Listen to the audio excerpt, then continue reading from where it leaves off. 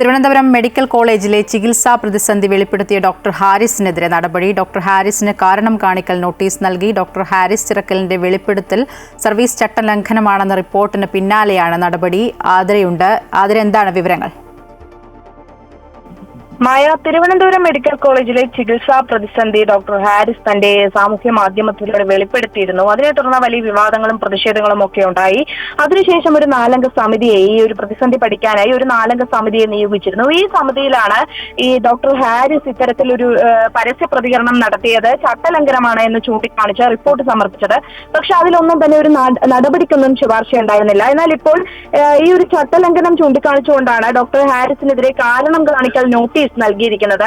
ഈ വെളിപ്പെടുത്തൽ ഹാരിസ് പരസ്യമായി ഇത്തരത്തിലൊരു സാമൂഹ്യ മാധ്യമത്തിലൂടെ ഈ പ്രതിസന്ധി വെളിപ്പെടുത്തിയത് സർവീസ് ചട്ട ലംഘനമാണ് എന്ന റിപ്പോർട്ട് നൽകിയതിന് പിന്നാലെയാണ് ഇത്തരത്തിലൊരു നടപടി എടുത്തിരിക്കുന്നത്. എന്നാൽ ഡോക്ടർക്കെതിരെ കടുത്ത നടപടികളിലേക്ക് കടക്കില്ല, ആരോഗ്യ വകുപ്പ് കടന്നേക്കില്ല എന്നാണ് നിലവിൽ ലഭിക്കുന്ന വിവരം.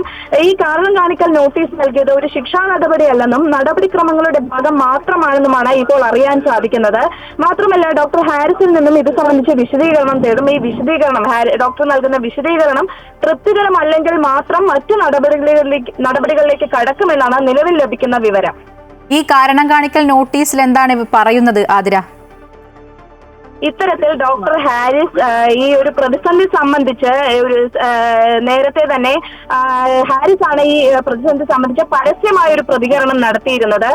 ഇത്തരത്തിൽ സാമൂഹ്യ മാധ്യമമായ തന്റെ ഫേസ്ബുക്ക് പേജിലൂടെയാണ് ഈ തിരുവനന്തപുരം മെഡിക്കൽ കോളേജിലെ ഈ ഗുരുതര പ്രതിസന്ധി, ഇത്തരത്തിൽ ഉപകരണങ്ങൾ വാങ്ങുന്നത് സംബന്ധിച്ച പ്രതിസന്ധിയും അതുപോലെ തന്നെ ഈ ഉദ്യോഗസ്ഥർക്കെതിരെയും വലിയ രീതിയിലുള്ള ആരോപണങ്ങളൊക്കെ തന്നെ ഉന്നയിച്ചിരുന്നത്. ഇത്തരത്തിൽ ഇങ്ങനെ ഒരു ആരോപണം പരസ്യമായി ഉന്നയിച്ചത് സർവീസ് ചട്ടലംഘനമാണ് എന്നാണ് നേരത്തെ ഈ 4 അംഗ കമ്മീഷൻ വിദഗ്ധ സമിതിയെ നിയോഗിച്ചിരുന്നു. ഈ സമിതി റിപ്പോർട്ടിൽ പറയുന്നത് ഇത് പ്രകാരമാണ് നിലവിൽ കാരണം കാണിക്കൽ നോട്ടീസ് നൽകിയിരിക്കുന്നത്. ഇത്തരത്തിൽ വെളിപ്പെടുത്തൽ നടത്തിയത്, പരസ്യമായൊരു വെളിപ്പെടുത്തൽ നടത്തിയത് ഗുരുതരമായ ചട്ടലംഘനമാണ് എന്നാണ് നിലവിൽ റിപ്പോർട്ടിൽ ചൂണ്ടിക്കാണിക്കുന്നത്.